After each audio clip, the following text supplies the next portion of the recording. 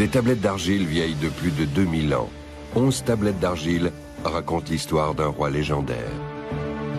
Dans le plus ancien récit de l'humanité, il tient le rôle principal, celui du souverain du royaume d'Uruk. Sa brutalité, sa tyrannie et sa soif de plaisir sont sans limite. C'est un despote impitoyable qui se veut l'égal des dieux. Mais au terme d'un voyage initiatique, il s'amendera et conduira son royaume à la prospérité. Il fera ériger des chefs-d'œuvre de l'architecture et son nom passera à la postérité. Qu'elle soit fictive ou réelle, l'épopée de Gilgamesh n'en constitue pas moins un document unique sur la première civilisation de Mésopotamie.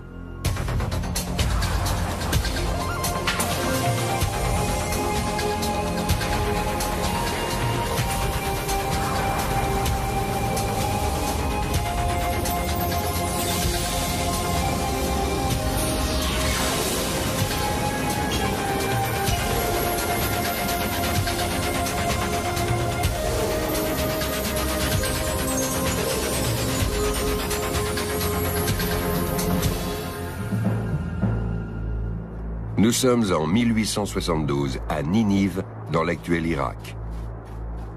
Il règne une grande animation dans le camp de l'archéologue Austin Henry Layard, où depuis des années, le Britannique met au jour l'ancienne résidence royale des Assyriens. Ce jour-là, un ouvrier fait une découverte exceptionnelle. Sous les décombres, il a découvert l'entrée d'une grande pièce. Dans les niches et sur le sol, des milliers de tablettes d'argile, dont beaucoup sont cassées. Ce sont les vestiges d'une somptueuse bibliothèque, dont on apprendra plus tard qu'elle a été construite par le roi Assurbanipal, voici plus de 2600 ans. Ce monarque cultivé a rassemblé ici les œuvres littéraires de son temps. Certaines tablettes sont gravées des deux côtés d'une écriture serrée et divisée en plusieurs colonnes. Layard identifie ces signes comme étant cunéiformes, une écriture qu'il ne sait pas lire. Supposant que les tablettes d'argile contiennent des informations cruciales sur la vie des Assyriens, il en envoie quelques-unes chez un expert à Londres. Elles s'avéreront beaucoup plus anciennes, datant de l'ère sumérienne, bien avant la civilisation assyrienne.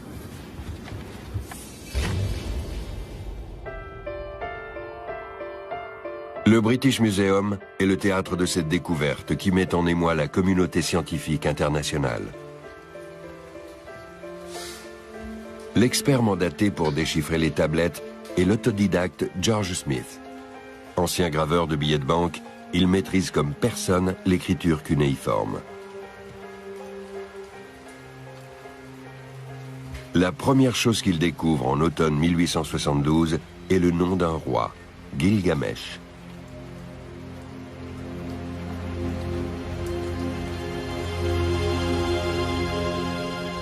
Puis, peu à peu, se dévoile un récit légendaire qui a marqué l'histoire et l'imaginaire du Proche-Orient ancien. Le beau Gilgamesh est de sang noble. C'est un homme plein d'audace, à la morale douteuse.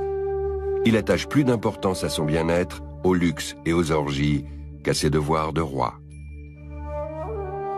Il traite ses sujets en esclaves et s'octroie tous les droits, y compris celui de passer la première nuit avec chaque jeune marié.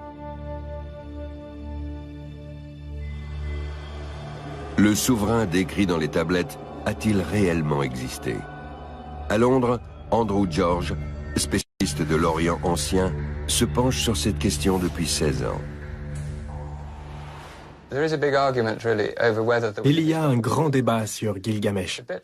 C'est un peu comme le roi Arthur en Angleterre. Il y a beaucoup de mythes et de légendes qui gravitent autour de lui. Nous n'avons pas encore trouvé de preuve que Gilgamesh a réellement existé, mais c'est tout à fait possible. L'épopée de Gilgamesh est la plus ancienne œuvre poétique de l'humanité, sans cesse réécrite par divers auteurs sur une période de 2000 ans.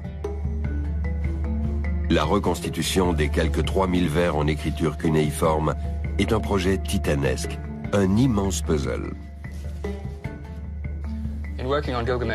Pour mes recherches sur Gilgamesh, je tenais à voir tous les originaux, c'est-à-dire toutes les tablettes conservées dans les divers musées et collections. Pour cela, j'ai été amené à parcourir le monde entier. J'ai pu étudier de près les différentes tablettes, faire mes propres dessins et les publier. C'était un travail difficile, mais il fallait bien que quelqu'un le fasse.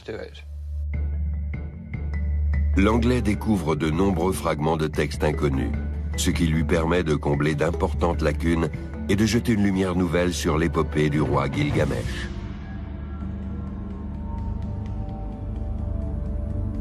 Vers 1200 avant Jésus-Christ, le scribe Sinleke-Unini décrit ce souverain comme étant pour 2 tiers Dieu et pour 1 tiers homme.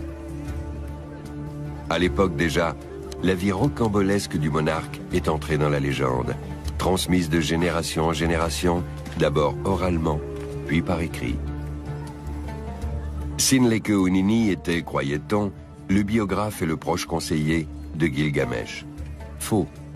Le scribe faisait en fait référence à des textes plus anciens, datant de 2800 ans avant Jésus-Christ. Dans la tradition babylonienne, Sinleke-Unini était considéré comme l'auteur de l'épopée de Gilgamesh, parce qu'il lui a donné sa forme définitive. Il a ajouté des éléments, en a enlevé d'autres et a remanié certains épisodes. Il a donné à l'épopée sa version définitive et en a fait ce qu'elle est devenue au cours du premier millénaire avant Jésus-Christ. Unini raconte l'histoire d'un homme intrépide qui veut se mesurer avec le monde entier et aspire à l'immortalité. L'auteur n'en fait pas un modèle de vertu. Le protégé des dieux se distingue par son caractère brutal, dont il donne chaque jour la preuve. Au jeu, il se montre impitoyable avec ses adversaires.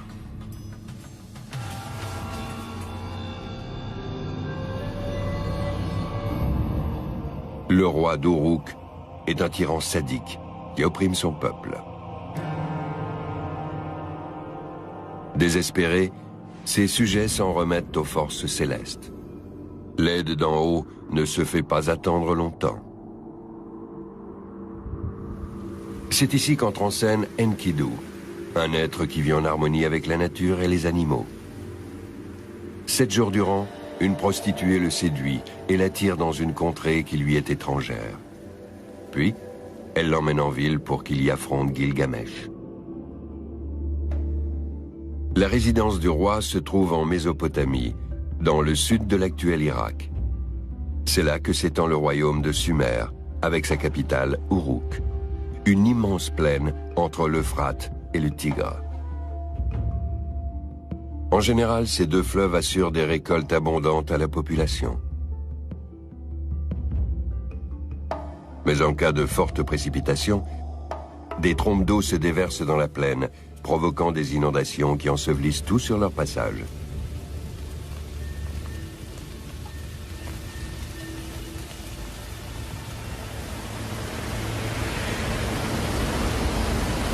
Cependant, les Sumériens ne se résignent pas à leur destin. Ils inventent un ingénieux système d'irrigation qui canalise l'eau et alimente les champs en toute saison, y compris en période de sécheresse.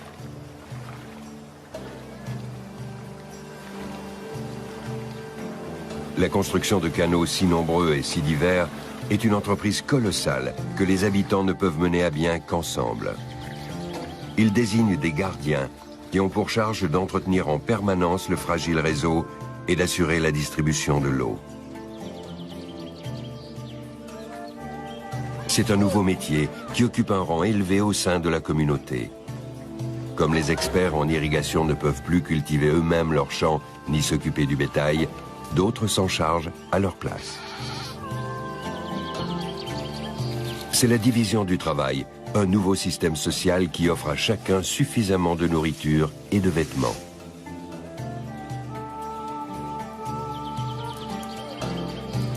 Certes, le peuple se plaint des impôts qu'il doit verser au roi, mais à force de courage et de persévérance, il fait de Sumer un pays riche et fertile.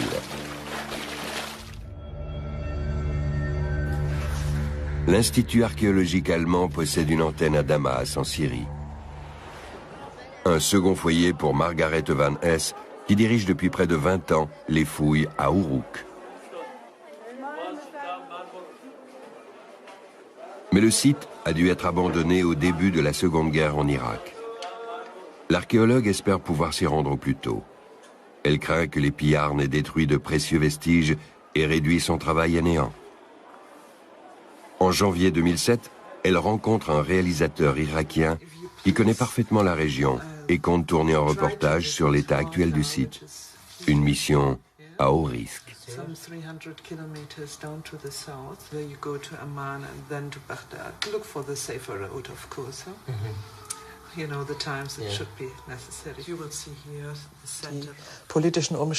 En ce moment, le climat politique se durcit et on doit malheureusement s'attendre à ce qu'une guerre civile éclate et qu'elle dure un certain temps. 800 km séparent Damas de Bagdad. Pour gagner le sud de l'Irak, il faut parcourir encore 300 km sur un terrain parfois impraticable. C'est un voyage périlleux, non seulement à cause de la situation politique, mais aussi des bandes armées et des tensions entre les tribus. La région d'Uruk n'est plus qu'un immense désert. La situation était tout autre il y a 5 millénaires, du temps de Gilgamesh. À cette époque, le souverain et le messager des dieux Enkidu se livrent un combat sanglant. À l'origine de ce différend, le droit que Gilgamesh s'est arrogé de déflorer chaque fiancée avant son mariage. Indigné par cette pratique, Enkidu lui bloque l'accès au domicile d'une promise. La bataille qui s'ensuit s'est relatée dans la 2e tablette de l'épopée. Au petit jour, il n'y a toujours pas de vainqueur, car les adversaires sont de force égale. Épuisé, il se lie finalement d'amitié. Enkidu, envoyé par les dieux pour vaincre Gilgamesh, sera désormais son fidèle compagnon. Leur combat est une scène clé du récit dans laquelle Gilgamesh découvre ses propres limites et il est invité à ne plus abuser de son pouvoir.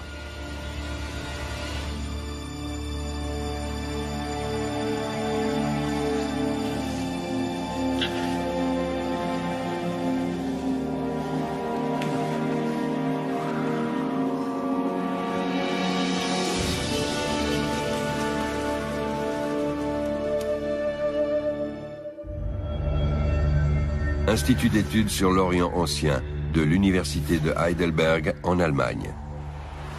C'est dans ce prestigieux établissement que le professeur Stefan Maol étudie les idées politiques, sociales et religieuses qui sous-tendent le mythe de Gilgamesh. L'assyriologue pense qu'Enkidu, l'ancien adversaire de Gilgamesh, n'est pas qu'une brute invincible.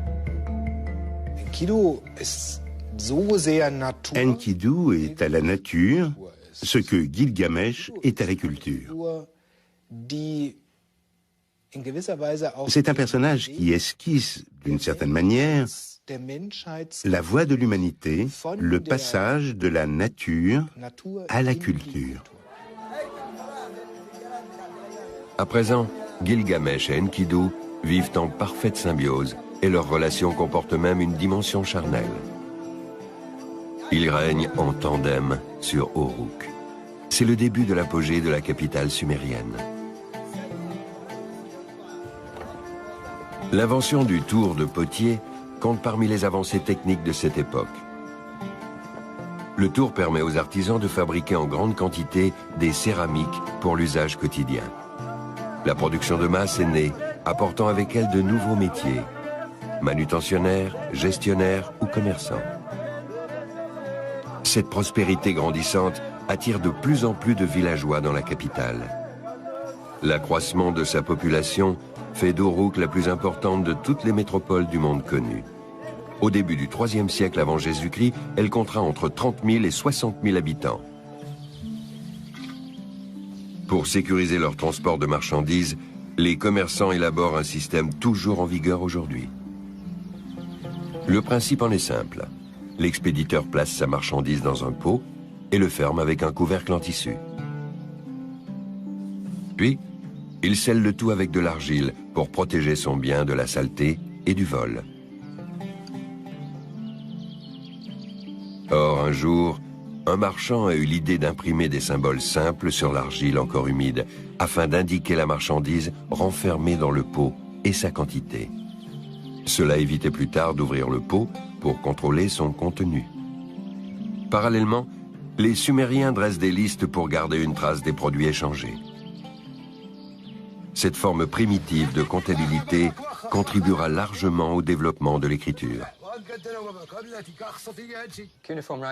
À l'origine, l'écriture cunéiforme était une écriture pictographique, inventée par des comptables à la fin du 4e millénaire avant Jésus-Christ. Peu à peu, elle a évolué vers une écriture plus schématique, pour la simple et bonne raison qu'il était plus simple de graver de petits symboles au stylet que de dessiner des pictogrammes. Et voilà comment l'écriture pictographique a disparu. Le triangle pubien désigne la femme. 3 triangles désignent les montagnes. La combinaison des 2 signes représente les femmes des montagnes, c'est-à-dire des esclaves. Plus tard, les signes seront disposés en diagonale pour pouvoir écrire plus vite et plus facilement. Au fil des siècles viendront s'ajouter des signes représentant des sons et des syllabes. Finalement, les Sumériens parviendront à transcrire leur langue parlée. En attendant, ce sont les conteurs qui transmettent tout ce qui est digne d'intérêt.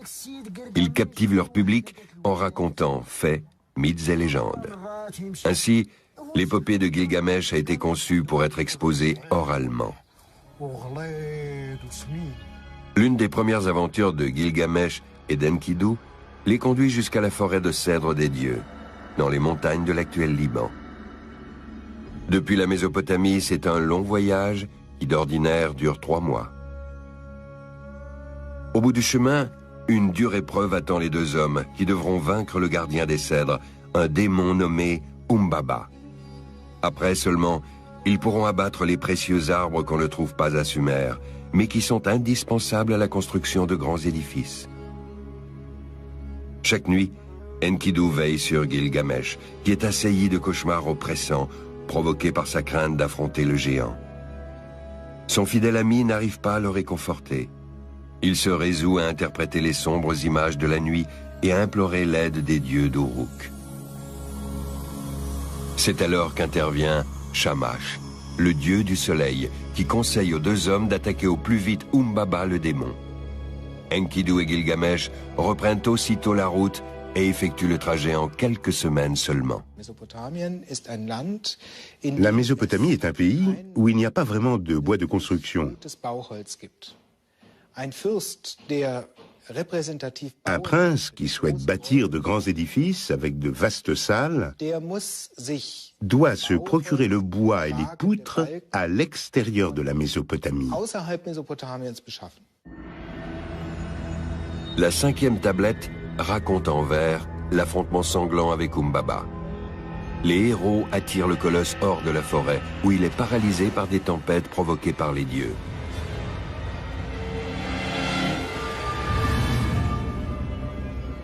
Au terme d'un combat impitoyable, le monstre succombe sous les coups de Gilgamesh. Son cadavre est déchiqueté par Enkidu, qu'on dirait possédé par une bête sauvage. Puis les 2 hommes abattent les cèdres et les ramènent chez eux. Dans l'Antiquité, ces forêts de cèdres s'étendent jusqu'à l'actuelle Syrie. L'exportation du précieux bois apporte la prospérité aux souverains de toute la région. C'est le cas de la cité commerciale d'Ebla, qui profite grandement de l'expansion de la construction au Proche-Orient antique.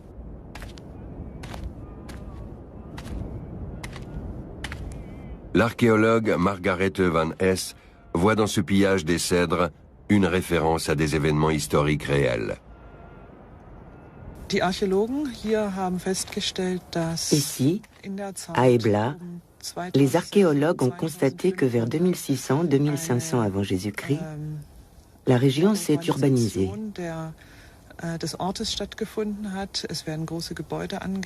On construit de grands bâtiments, les gens s'enrichissent.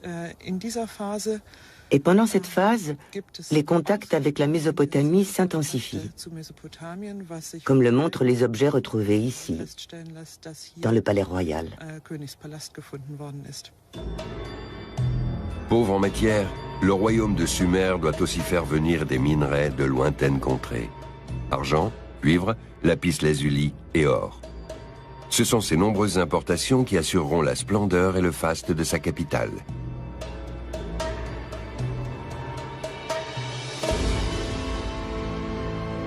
Les ruines d'Uruk abritent peut-être encore des objets précieux. Une aubaine pour les pillards. Toutefois, les images du réalisateur irakien ne montrent aucune trace de saccage, preuve que le site est correctement surveillé.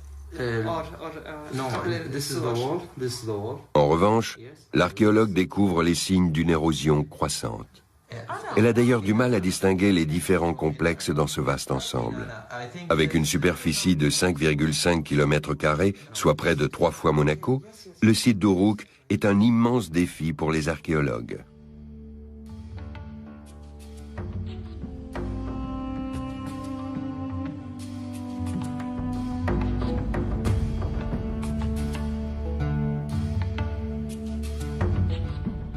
En 4 millénaires, les couches archéologiques se sont sans cesse élevées. Les experts peuvent les dater, mais sans objet témoin, il leur est impossible de les associer de manière certaine à un souverain. C'est un chercheur anglais qui a découvert les ruines au milieu du 19e siècle. Mais ces fouilles se sont révélées infructueuses.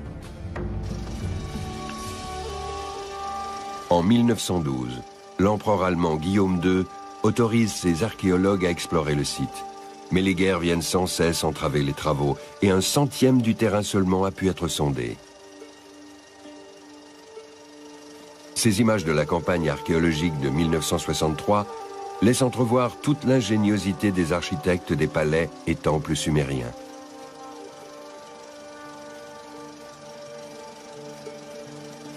Les murs dégagés à grand-peine lors de ces fouilles sont aujourd'hui de nouveau ensevelis. Vouloir retrouver des traces de Gilgamesh équivaut à chercher une aiguille dans une botte de foin.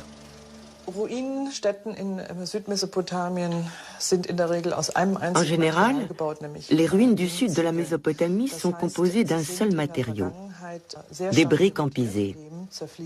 Or, celles-ci ont subi une forte érosion dans le passé, car le pisé se désagrège sous l'action de la pluie ou du vent. Certaines structures se sont néanmoins conservées. Ce sont généralement les fondations que nous pouvons dégager. Mais une fois qu'elles sont mises au jour, elles deviennent extrêmement vulnérables. Pour préserver les vestiges les plus importants que nous découvrons, il nous faut finalement les remblayer. Un monticule se dresse au milieu du site. Ce sont les vestiges d'un temple appelé ziggurat. Dans toute la Mésopotamie antique, ces édifices servent d'asile aux dieux.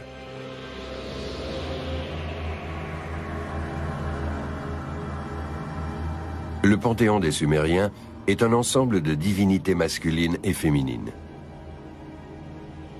C'est la belle Inanna Ishtar qui veille sur Uruk.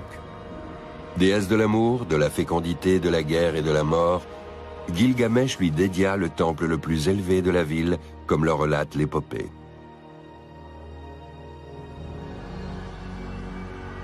Approche de Léana, demeure de la déesse Ishtar, nul roi ne fera plus pareille construction.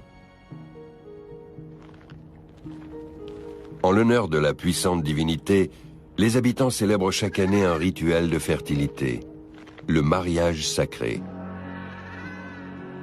Au cours de ce culte, le roi doit s'unir sexuellement avec une prêtresse vierge qui l'attend dans le temple.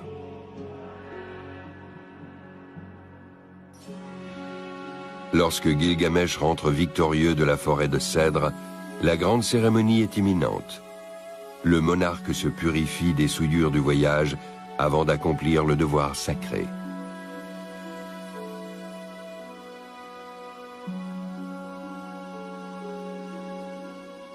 Il est assisté dans sa préparation par des serviteurs soigneusement sélectionnés et par la jeune prêtresse. Soudain apparaît Inanna Ishtar, auréolée des flammes de la passion. La déesse veut séduire elle-même le héros et le prendre pour époux.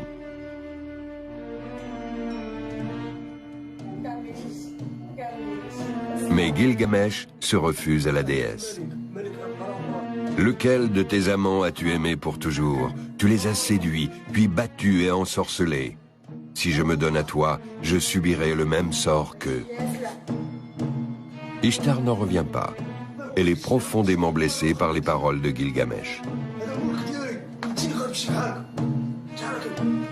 Rien ne peut convaincre l'arrogant souverain. Furieuse, Ishtar disparaît, mais elle n'a pas dit son dernier mot. Dans la 6e tablette de l'épopée, l'homme se révolte contre les dieux. Gilgamesh maudit Ishtar, surestimant peut-être en cela ses forces. La vengeance divine ne se fait pas attendre. Piqué au vif dans son amour-propre, Ishtar inflige une violente fièvre à Enkidu qui lui sera fatale. La peine de Gilgamesh est immense et ses pleurs montent jusqu'aux dieux. Il enjoint tous ses sujets à partager son chagrin. Pour la première fois de sa vie, le despote prend conscience du caractère implacable de la mort.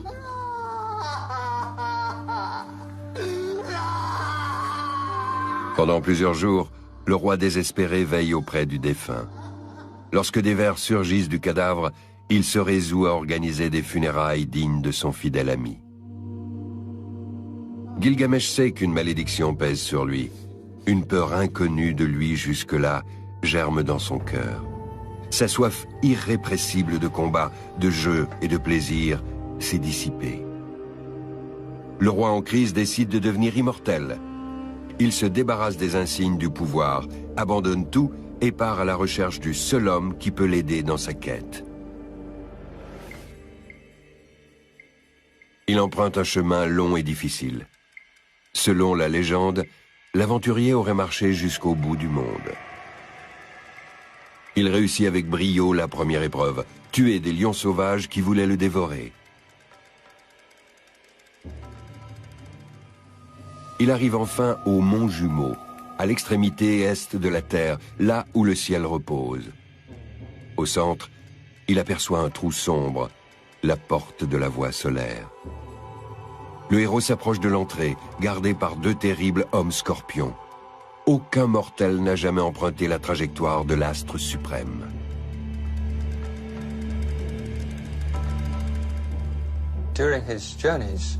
Lors de sa quête de l'immortalité, Gilgamesh parvient au mont Machu, qui se trouve au bout du monde. Il doit emprunter le chemin par lequel le soleil passe pour se lever et se coucher.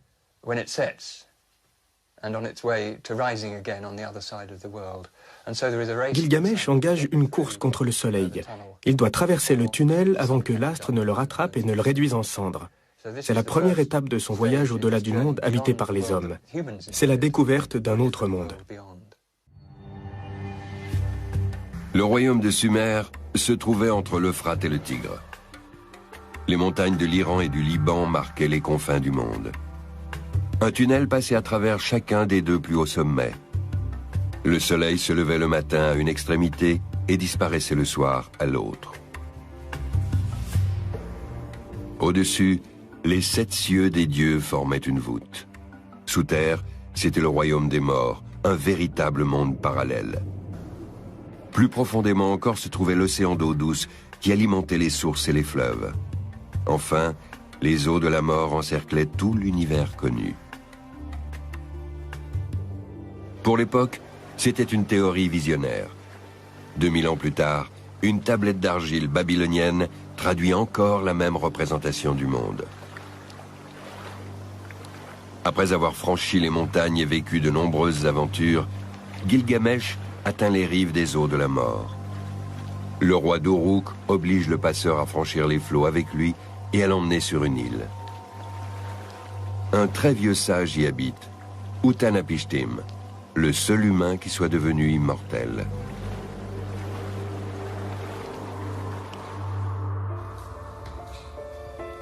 L'histoire qu'il raconte au roi évoque une violente inondation qui bouleversa le monde des hommes. Lorsque George Smith, l'Anglais qui le premier déchiffra l'épopée de Gilgamesh, tombe sur ce passage de la 11e tablette, sa surprise est de taille. Il y découvre qu'un très vieil homme, le sage Utnapishtim, qui habite l'île, et sa femme sont les seuls survivants d'une inondation déclenchée par les dieux en guise de châtiment. La ressemblance avec l'histoire de Noé et du déluge biblique est évidente. Selon des témoins, lorsqu'il a compris la portée de ce qu'il lisait, il s'est levé et a couru dans toute la pièce en retirant ses vêtements. Nous sommes portés à croire qu'il n'était pas complètement nu. Mais il était sûrement moins vêtu qu'il ne convenait à un employé de musée sous l'époque victorienne.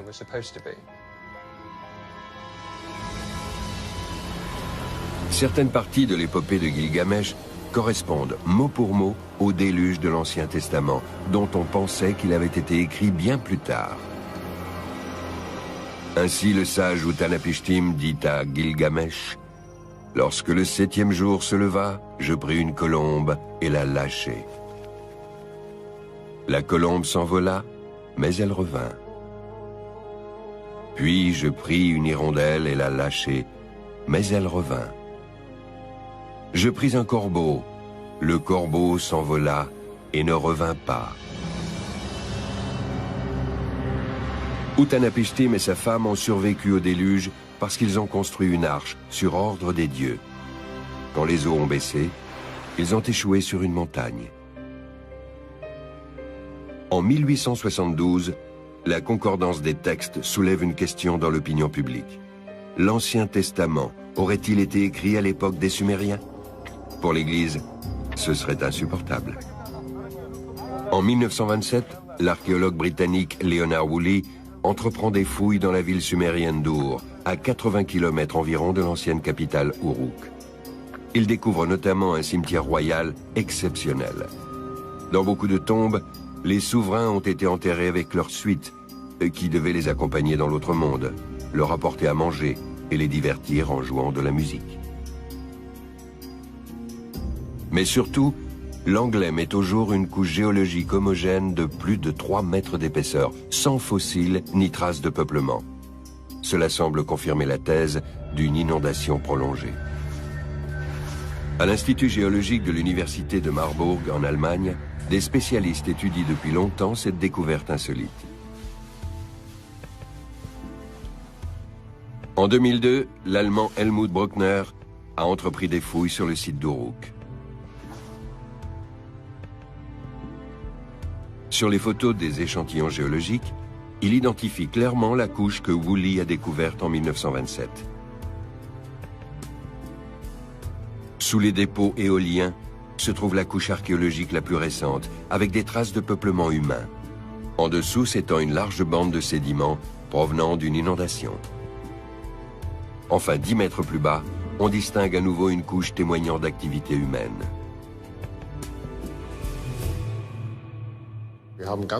Nous sommes descendus jusqu'à 17 mètres de profondeur, où nous avons trouvé ce sable très homogène, appelé sable des dunes.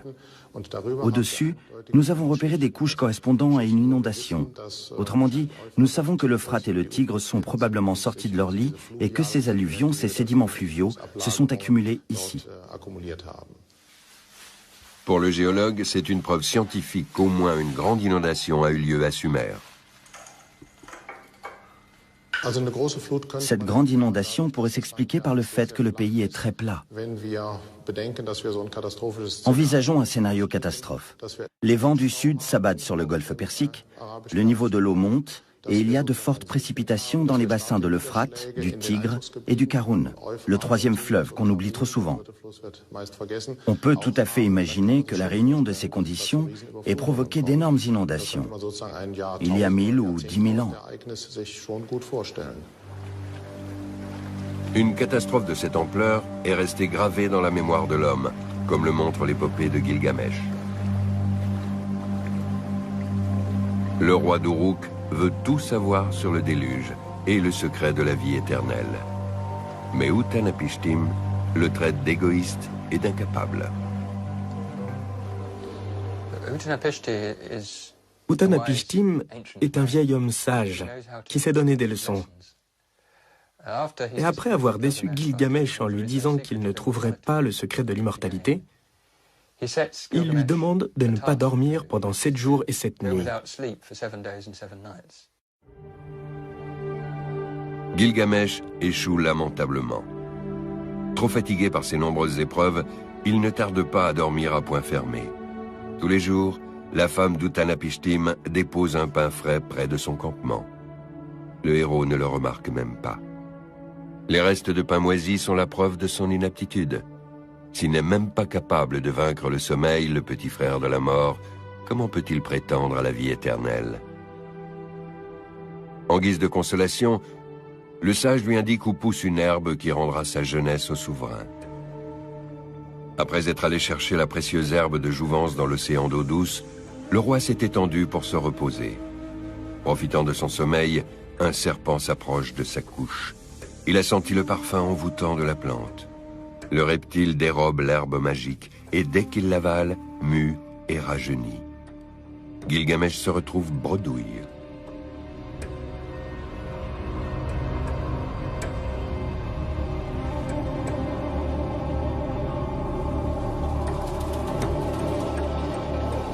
Au comble du désespoir, le roi entame une métamorphose intérieure. On se lance dans de grandes aventures, on échafaude des projets dans l'espoir d'en tirer profit. Et au final, on se rend compte qu'il n'y a rien à gagner. Mais on trouve autre chose. Gilgamesh n'a pas trouvé l'immortalité, mais la sagesse. Il a appris à mieux se connaître et à mieux connaître sa part d'humanité. Voilà ce qu'il a rapporté à Uruk. Sur la route qui le ramène à Uruk, Gilgamesh est plongé dans ses pensées. À présent que le long chemin de la connaissance est derrière lui, il doit accomplir sa destinée, protéger le peuple de Sumer et subvenir à ses besoins. Lui, le tyran qui se voulait l'égal des dieux, est devenu un bon berger, comme le raconte l'épopée. Gilgamesh a compris qu'il était mortel, comme tous les hommes, et que pour parvenir à la gloire éternelle, il lui fallait accomplir de grandes œuvres. Il s'y attelle sans tarder et met sur pied un gigantesque projet architectural qui doit faire d'Uruk une cité florissante. Il donne la fabrication de milliards de briques en pisé.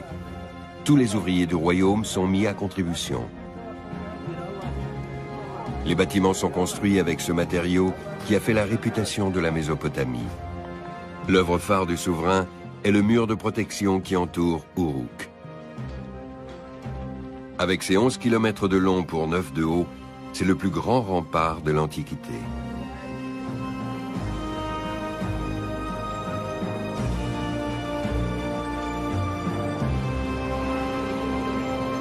« 5000 ans après la construction de la gigantesque muraille, on distingue encore ses fondations érodées. Jusqu'ici, les archéologues n'ont pas pu identifier son architecte. Je dirais que la renommée de Gilgamesh repose sur la construction de cet ouvrage. C'est vraiment le rempart le plus long que l'on connaisse, et sans doute aussi le plus imposant parce qu'il était très structuré. Cela a dû impressionner les gens.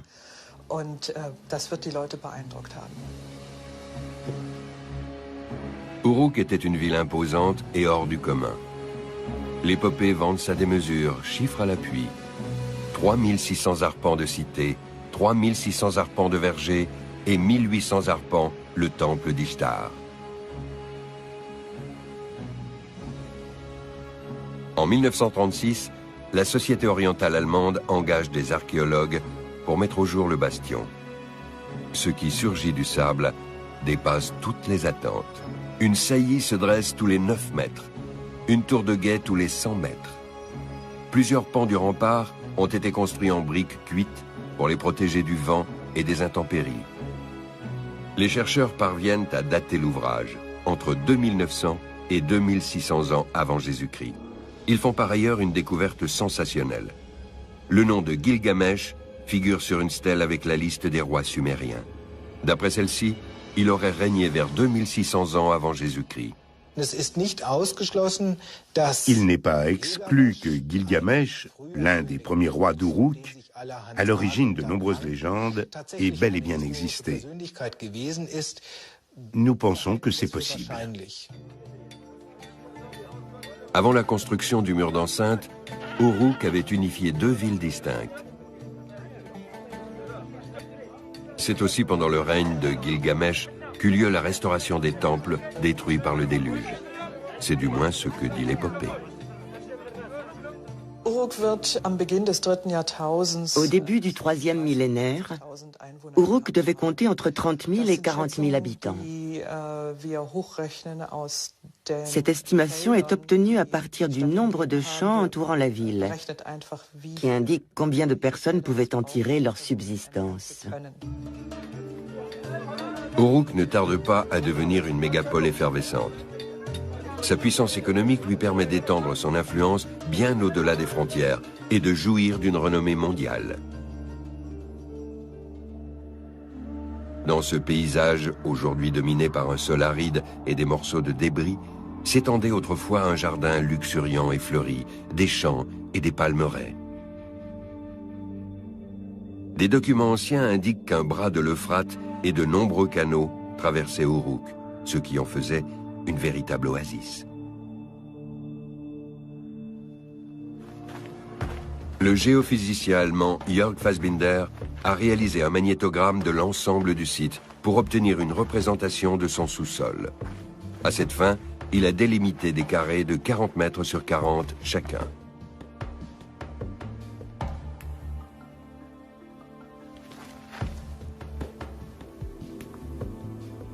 Cet appareil sensible et ultra sophistiqué mesure les moindres perturbations du champ magnétique terrestre. Il ne tolère la présence d'aucun métal dans un rayon de plusieurs mètres, et c'est pourquoi sa structure est en bois et sa visserie en argent. Cette opération permet aux scientifiques de sonder le sol en profondeur sans avoir recours à la pioche. Chaque sol a une stratification naturelle. Si l'homme est intervenu d'une manière ou d'une autre, il a creusé le sol au cours des 5000 dernières années, la stratification naturelle et le champ magnétique s'en trouvent perturbés. C'est un outil de haute précision, lourd et pénible à manier. Chaque jour, le géophysicien parcourt 30 km sous une chaleur de plomb. Cependant, ses efforts ont été récompensés.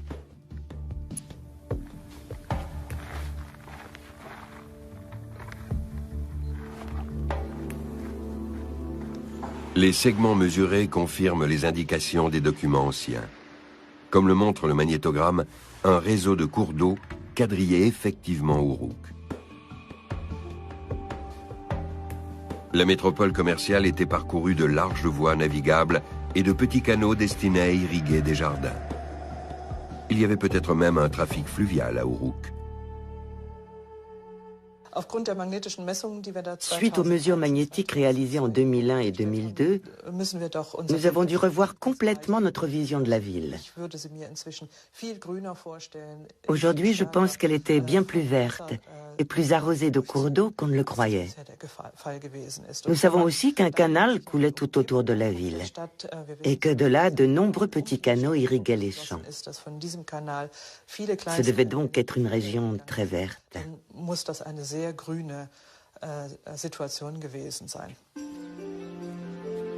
D'autres sondages géologiques ont confirmé cette analyse et ont permis en outre d'expliquer la présence de ces étranges monticules. Il s'agit de sédiments qui se sont déposés au fond des canaux au fil des siècles. Leur dureté leur a permis de mieux résister à l'érosion, contrairement au sol arable.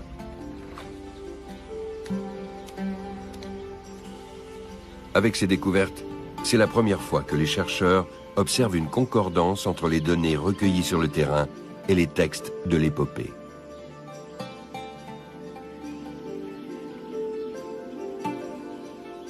Savoir ainsi tirer profit de l'eau témoigne d'une grande ingéniosité et d'une prouesse révolutionnaire pour son époque. Wir haben inzwischen trocken Wüstenboden, quasi eine. Aujourd'hui, nous avons devant nous un sol sec et désertique, une étendue de terre poussiéreuse où il n'y a ni eau ni végétation possible. Alors qu'il y a 4 ou 5 000 ans, la ville était sillonnée de canaux. On pourrait presque la qualifier de Venise du désert.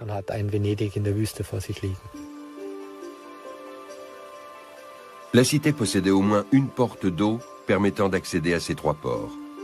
Pour faire venir des marchandises, il fallait passer par ce goulet bien surveillé. À proximité immédiate, les experts ont fait une découverte surprenante.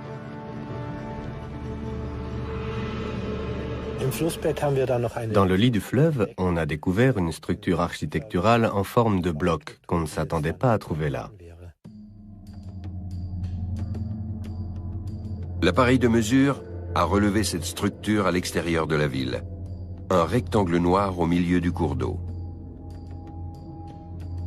L'édifice, de 7 à 9 mètres de long, est composé de briques cuites, ce qui indique que sa structure était conçue pour être résistante. Aucun chercheur n'a encore étudié cette énorme construction. Puis la traduction d'un texte inconnu sur Gilgamesh est parue à Genève. Dans les années 70, on a découvert des fragments de tablettes cunéiformes dans une ancienne école au sud de Bagdad. Une trentaine d'années plus tard, le sumérologue Antoine Cavigno s'attaque à leur traduction. L'histoire sur laquelle il a planché est près de 1000 ans plus ancienne que celle de Sinlekeunini. Le chercheur suisse la situe vers 2000 avant Jésus-Christ. Les vers décrivent l'enterrement du souverain légendaire d'Uruk.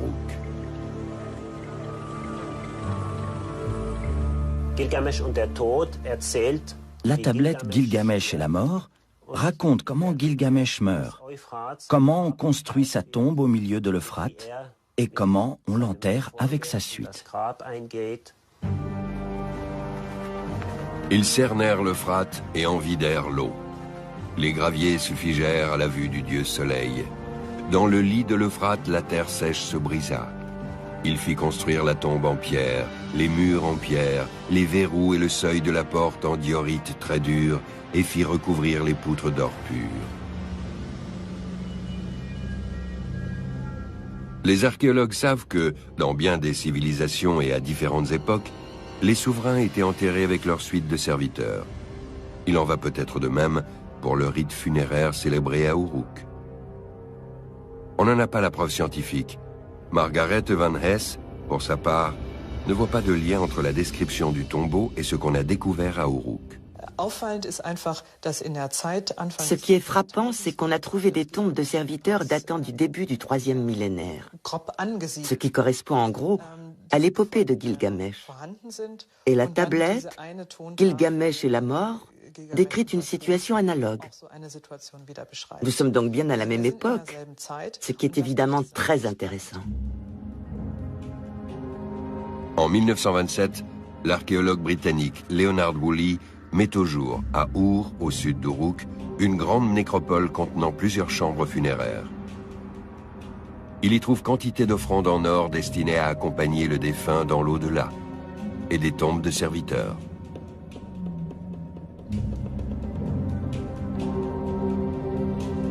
Il est clair qu'un monarque a emmené toute sa suite avec lui dans son dernier voyage. 70 squelettes, soigneusement alignés les uns à côté des autres. Leur position montre qu'ils n'ont pas subi de violence et qu'ils ont probablement mis fin à leur jour en s'empoisonnant.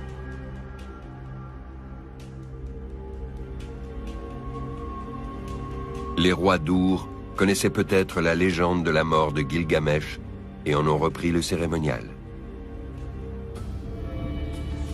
Se pourrait-il que le bâtiment en pisé, situé dans l'ancien cours de l'Euphrate, à Uruk, ait été destiné à Gilgamesh?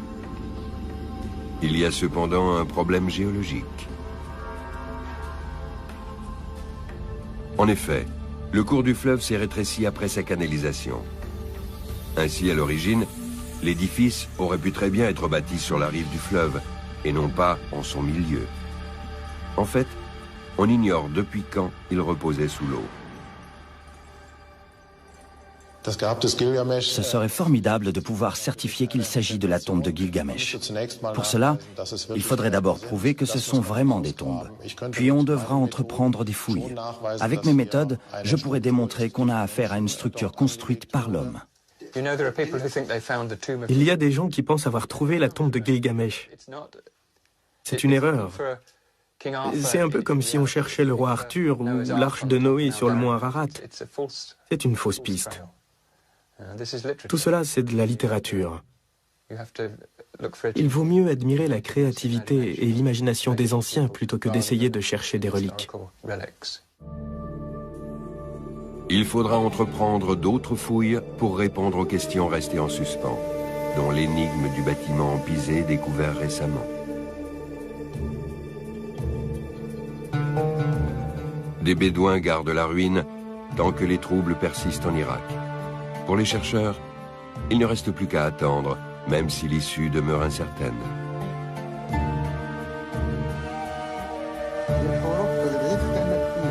Durant des millénaires, l'épopée de Gilgamesh a servi de modèle pour l'enseignement de l'écriture cunéiforme dans les écoles.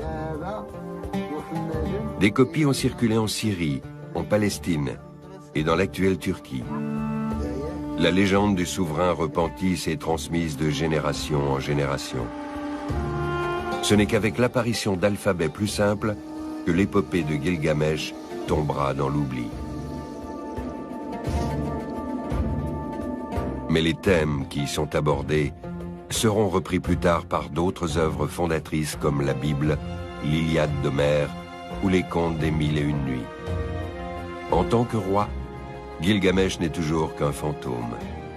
Mais en tant que héros aspirant à la vie éternelle, il est entré à jamais dans la légende. La semaine prochaine, rendez-vous 2000 ans avant notre ère. En ce temps-là, ceux que l'on appelle les peuples de la mer ravagent l'Asie mineure et le Proche-Orient. Qui sont-ils? D'où viennent-ils? L'Ancien Testament mentionne l'un de ces peuples, les Philistins, et raconte le duel qui opposa leur champion, le géant Goliath, à David, futur roi d'Israël. À la semaine prochaine, ou à tout de suite sur le net. Une grande roue dans la